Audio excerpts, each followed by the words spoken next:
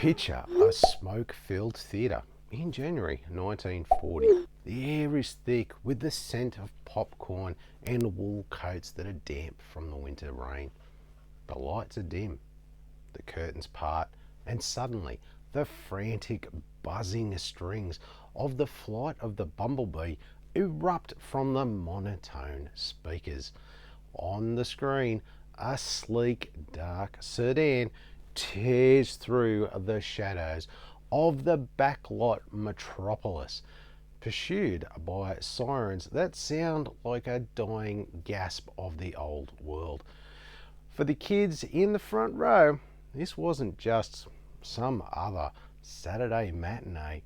This was the arrival of a new kind of justice, a hero who operated in the grey space between the law and the underworld. And look, he didn't wear a cape and he didn't have superpowers. He had a gas gun, a brilliant valet, and a car that could outrun anything the police department could throw at him.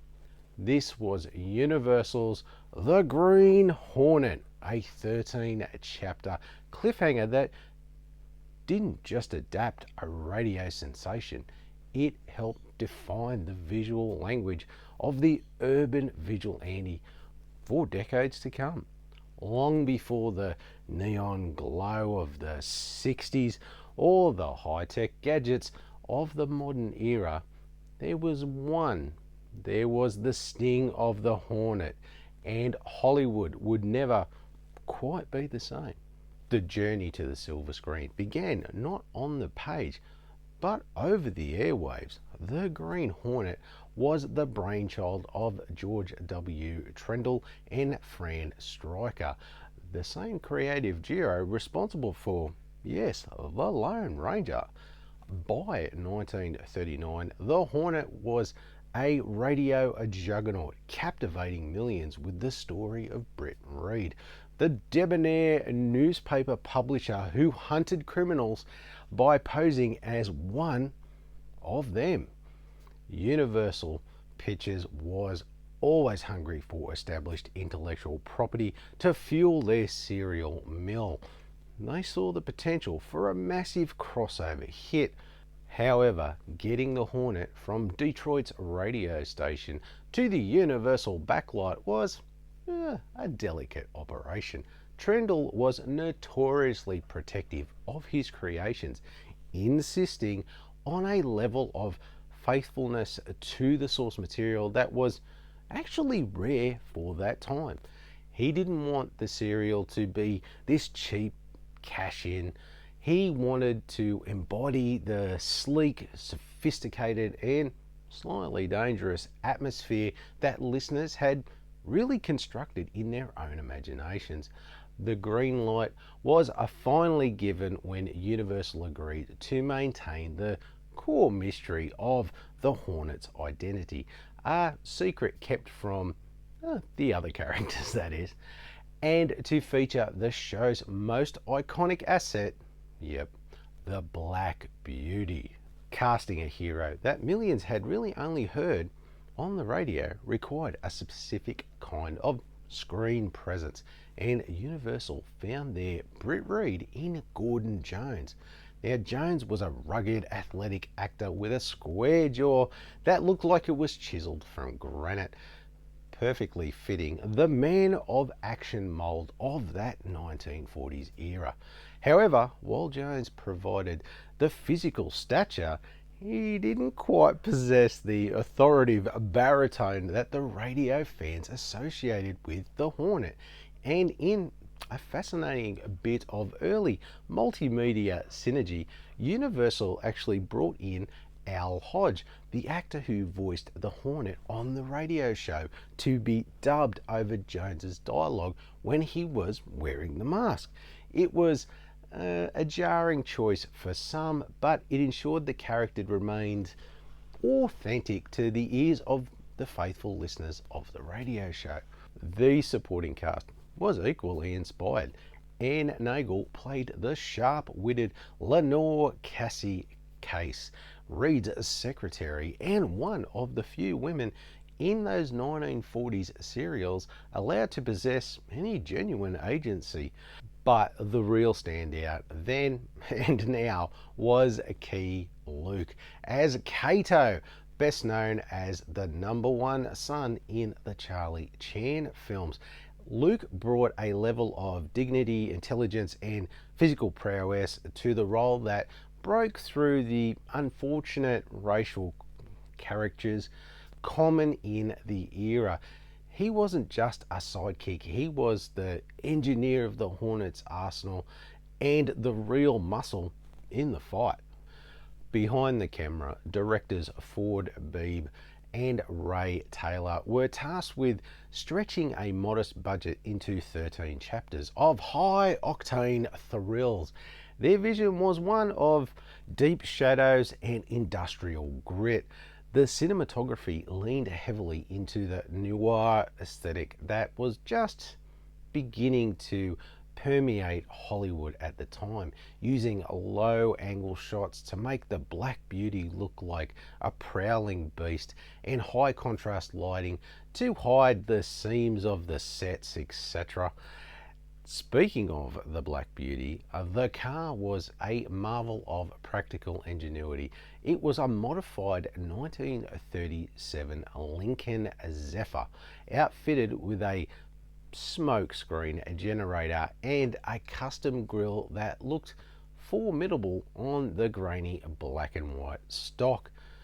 The stunts were equally visceral in an era long before, shall we say, digital trickery. You know, flying meant a stuntman jumping off a balcony into a pile of cardboard boxes, and a car chase meant driving a heavy sedan at absolute breakneck speeds through the winding roads of Bronson Canyon. There was a tactile, dangerous energy to the production, a sense that if a punch looked like it landed, it probably did. Whew, that hurt!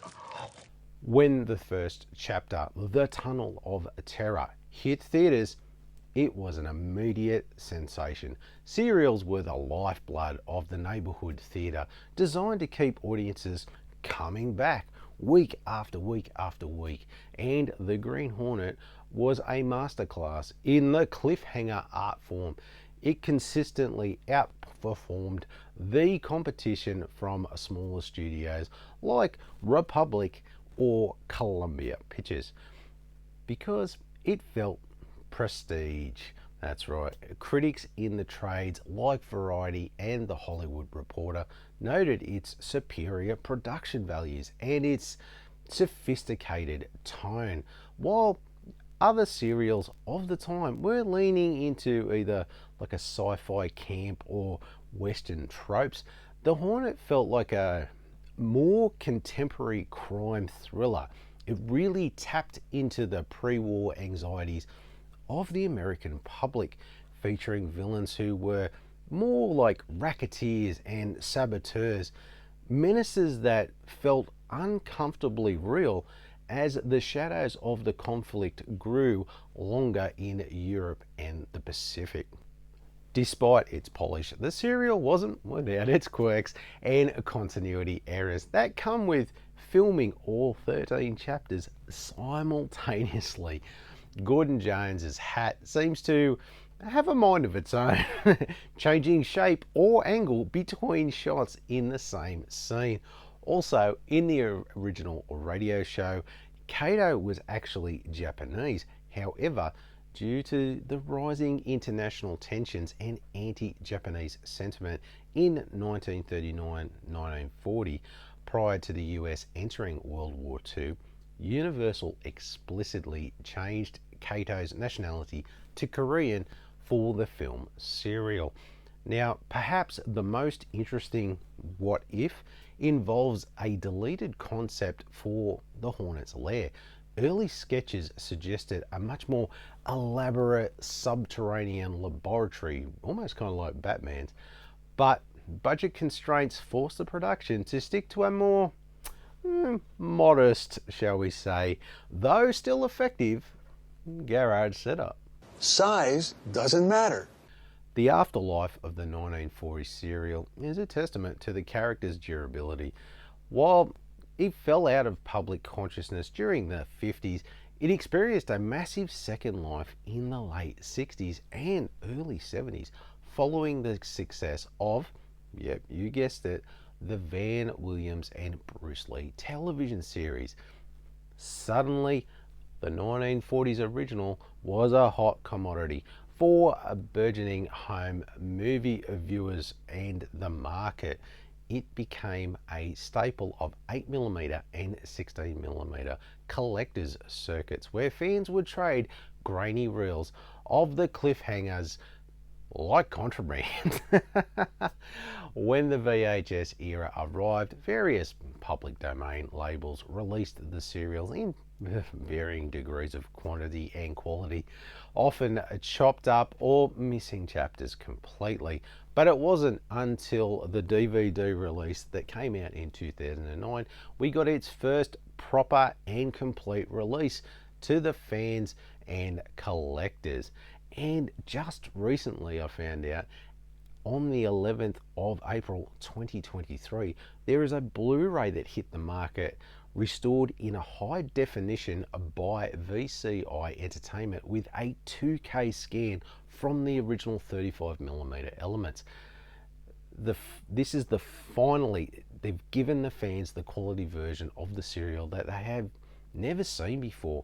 And of course, unfortunately, as of this video, there are no plans for any 4K HD release anytime soon. No real surprise there. So if you have followed my channel for any length of time now, you will know that I do at least one of these old-timey serial reviews each year. And I was actually gonna do the Batman serial from 1943, but I've had a request from a subscriber and a good mate, Will. Now, Will asked me if I could do the Green Hornet serials. So I thought, rightio, I'll put Batman on the back burner and I might do him next year. That's unless you guys want to see it. Now, get in the comments below and mention if you want to see that Batman serial review. And if I get enough people, well, I'll do it a little later on in the year. I won't put it off. Now, as far as this serial goes, the Green Hornet was actually really enjoyable to watch. It wasn't like, say, some of the others I've reviewed, like the Phantom or the Spy Smasher, which were just action-packed from start to finish. This one was more about more of that noir storytelling with like a crime thriller element thrown in. So when it comes to the action, it's not as relentless as the other serials, and this one focuses more on the detective side of being a vigilante crime fighter. Now, I think this suffers the same problem that a lot of the serials do, in that the end, like on the last episode, it can be very anticlimactic as they wrap up the story so quick and so conveniently that a lot of the time it feels like a little bit of a letdown. But look, don't get me wrong, I like the other serials. They do a good job of keeping you guessing. Like, they love to keep you guessing right till the end to find out who that big bad guy is at the end. So they do a good job of that. Overall, it's definitely one to check out if you like these great old serials. And if you don't particularly want to buy a copy, you can definitely watch it here on YouTube for free. Now, for me, I give this more of probably like a 7 out of 10. Maybe not as good as, say, the Phantom or the Spy Smasher, but still a great watch and a great take on the character. Oh, and one last thing. I've finally worked out what the Green Hornet's superpower is. And that is, yeah, it's Kato. If it wasn't for him, the Green Hornet would be nothing. Kato pretty much makes everything, creates everything about the Green Hornet. That Britt Reid is just like this rich guy cosplaying as a hero. I think Kato just needs to ditch Britt and he just needs to become the Green Hornet himself, I think. Hey, that's a fantastic idea. The legacy of the 1940s Green Hornet serial is etched into the very foundation of the superhero genre. It was one of the first times a major studio treated a masked hero with a sense of urban realism. You can see its fingerprints on everything from the 1989 Batman to the gritty street level stories of the modern era. It proved that a hero didn't need to be invulnerable to be compelling. He just needed a fast car, a loyal friend, and a cause worth fighting for. Now, for Keye Luke, it was a career-defining role that proved that an Asian American actor could be a formidable action star, paving the way for, yep, you guessed it, Bruce Lee's iconic turn in the same role decades later. The serial didn't just entertain a generation of children, it built a myth that was strong enough to survive the death of the serial format itself. Looking back, the Green Hornet stands as a monument to the craftsmanship of the golden age of the B-movie. It was a production that took its audience seriously, offering a sophisticated, noir-infused alternative to the more, shall we say, mainstream, juvenile fare of the day. We still watch it because it captures a specific kind of cinematic magic, the kind that turns a modified Lincoln Zephyr into a legend and a piece of green fabric into a symbol of justice. It reminds us that cinema at its best is about the thrill of the chase and the satisfaction of seeing the bad guy getting what's coming to him. The Hornet may have started out as a buzzing sound on a radio show, but in the 1940s, he found his soul on the screen, and that sting, it still lingers 80 years later. Gone, but not forgotten. Next week on the show, we are going to look at what I picked up for the month of April. I got a holy grail, and I have been chasing it for a decade now, so tune in for that one. Thanks for watching.